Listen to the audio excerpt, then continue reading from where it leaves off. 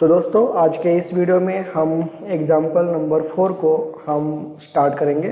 तो देखो example number 4, a cantilever beam is loaded as shown in the figure. देखो इस तरह से हमें डायग्राम जो है वो एग्जाम में दी जाती है, ठीक है। और देखो यहाँ पे how far along the beam should the vertical force P be placed to keep the beam horizontal. तो देखो क्वेश्चन में क्या बताया है और थोड़ा ध्यान से सोचो। देखो हमें इस तरह से कैंटिलीवर बीम दिया है, यहाँ पे हिंज दिया है और यहाँ पे इस तरह से ये बीम जो है उस हिंज को अटैच किया है। मतलब ये जो है ये वाला जो पार्ट है दोस्तों, ये ऐसा इस तरह से ऊपर और नीचे हो सकता है, ठीक है। मतलब जिस तरह से ये डोर, हमारा डोर आगे पीछे होता है, उसी तरह से ये जो बीम है वो इस तरह से इस हिंजेस पे क्या होता है, ऊपर और नीचे भी इस तरह से रोटेट हो सकता है। और यहाँ पे एक पुली दी है और यहाँ पे यहाँ पे एक लोड अटैच किया है, 300 न्यूटन का लोड इस पे अटैच किया है, ठीक है। तो यही 300 न्यूटन का लोड यहाँ पे आ जाएगा, ठीक है। और हमें यहाँ पे P, ये जो लोड दिया है, यहाँ पे भी एक लोड दिया है P, जिसका हमें यहाँ पे इंटेंसिटी दी है उसकी 400 न्यूटन का फोर्स दिया है। और हमें फाइंड आउट क्या करने का है, देखो दोस्तों ये यहाँ से इस पॉइंट से ये जो लोड है P, ये इस पोजीशन पे हमें रखने का है। उस पोजीशन के कारण ये जो बीम है वो सीधा हॉरिजॉन्टल होना चाहिए दोस्तों, ठीक है। तो देखो एक कोई तो ऐसा पॉइंट होगा जिस पॉइंट पे ये बीम हॉरिजॉन्टल हो जाएगा। अगर देखो ये जो P फोर्स है अगर हमने यहाँ पे नज़दीक में रख दिया, ठीक है, तो ये बीम क्या हो जाएगा, इस लोड के कारण, ये 300 लोड के कारण क्या हो जाएगा, ये बीम ऊपर चला जाएगा, ठीक है। यही 400 का लोड अगर हमने इस पॉइंट पे यहाँ पे इसके नज़दीक रख दिया तो यहाँ पे 400 है और यहाँ पे 300 है, तो इसके कारण ये जो बीम है वो नीचे चला जाएगा, इस तरह से नीचे चला जाएगा। तो वैसा नहीं होना चाहिए, ठीक है। तो हमें एक एग्जैक्ट पॉइंट ढूंढने का है, उस पॉइंट पे मतलब यहाँ से उस डिस्टेंस पे अगर हमने इस फोर्स को रखा तो हमारा जो भी बीम है वो हॉरिजॉन्टल बैलेंस होना चाहिए, मतलब हॉरिजॉन्टल होना चाहिए, ठीक है, हॉरिजॉन्टल प्लेस होना चाहिए, ठीक है। तो ये हमें डिस्टेंस जो है x वो हमें फाइंड आउट करने का है। तो देखो ये जो डायग्राम है, इसी डायग्राम का हमने यहाँ पे FBD बनाया है।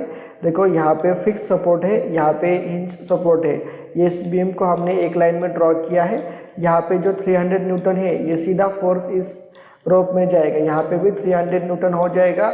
ये 400 न्यूटन का फोर्स है। देखो एरो देखो ये खींच रहा है इस डायरेक्शन में, तो इसको भी खींचेगा, ऊपर खींचेगा ना सीधा, तो इसलिए इसका डायरेक्शन जो है वो अपवर्ड डायरेक्शन रहेगा।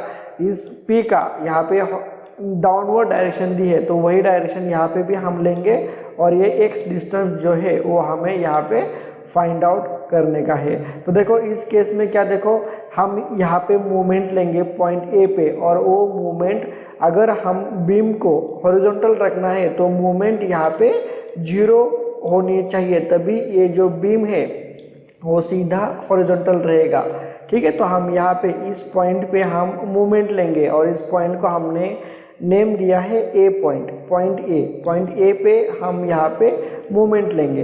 तो पॉइंट ए से देखो ये जो डिस्टेंस है 300 न्यूटन का, ये हमें डिस्टेंस यहाँ से ये डिस्टेंस दिया है 2.5 मीटर, ठीक है। और ये जो डिस्टेंस है यहाँ से ये डिस्टेंस x डिस्टेंस हमें फाइंड आउट करने का है, ठीक है। बहुत ही आसान है दोस्तों। देखो पॉइंट ए पे हम मूवमेंट लेंगे, पॉइंट ए पे, तो देखो मूवमेंट क्या हो जाएगी, इस तरह से ये डाउनवर्ड फोर्स है 400 इंटू x हो जाएगा, क्योंकि ये डिस्टेंस हमें फाइंड आउट करने का है। तो 400 और ये क्लॉकवाइज डायरेक्शन में घूम रहा है फोर्स, इसलिए इसको हम प्लस लेंगे, प्लस 400 इंटू x। समझ में आया। उसके बाद नेक्स्ट फोर्स देखो ये 300 का, ये इस तरह से एंटी क्लॉकवाइज रोटेट हो रहा है, तो उसके लिए हम इसको माइनस साइन लेंगे, -300 इंटू ये डिस्टेंस दिया है हमें 2.5 मीटर, तो ये 2.5, ठीक है। न्यूटन, ये जो फोर्स लिया है हमने वो न्यूटन लिया है और डिस्टेंस मीटर में हमने लिया है, ठीक है। तो इसको सॉल्व करते हैं। x इज इक्वल टू, देखो 300 इंटू 2.5 किया तो 750 आता है, और ये -750 इस डायरेक्शन में जाएगा तो +750 हो जाएगा, और x is equal to 750 divided by 400 किया तो x की वैल्यू यहाँ पे आ जाती है 1.875 मीटर। दोस्तों देखो यहाँ पे मीटर में हमने वैल्यू ली थी 2.5, इसलिए x जो डिस्टेंस है वो भी यहाँ पे मीटर में आ जाएगा, ठीक है। समझ में आया? मतलब देखो इसका मतलब क्या है, 1.875 का मतलब क्या है, देखो अगर हमने ये वाला फोर्स 1.8 मीटर पे रखा, 1.875 जो आया था उस डिस्टेंस पे रखा, तो ये बीम क्या हो जाएगा, हॉरिजॉन्टल हो जाएगा। अगर 1.8 से हमने कम डिस्टेंस पे रखा तो ये बीम ऊपर जाएगा, ठीक है, ये बीम क्या हो जाएगा, ऊपर जाएगा।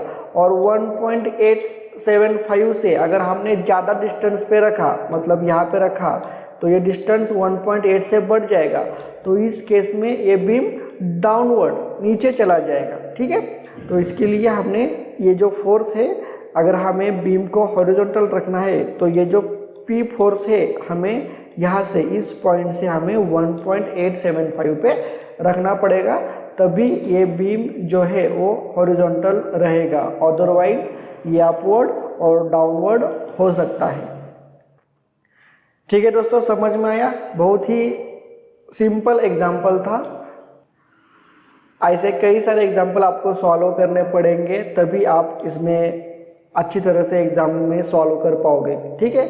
ज़्यादातर स्टूडेंट इस डायरेक्शन में, इसका डायरेक्शन अपवर्ड लेने के अलावा डाउनवर्ड लेते हैं, इसका अपवर्ड लेते हैं, कभी कभी ये क्लॉकवाइज घूम रहा है फिर भी इसको निगेटिव साइन देते हैं, तो उसी में ज़्यादातर स्टूडेंट गलती करते हैं। तो थोड़ा साइन में, ठीक है, जो भी साइन है, clockwise movement, anti clockwise movement, upward forces, downward forces, उसका जो भी साइन है वो थोड़ा ध्यान में रखो, ठीक है, और एग्जाम्पल सॉल्व करो। तो इसी तरह से ये एग्जाम्पल भी यहाँ पे कंप्लीट हो चुका है। इसके नेक्स्ट वीडियो में हम एक और एग्जाम्पल सॉल्व करेंगे। तो मिलते हैं नेक्स्ट वीडियो में।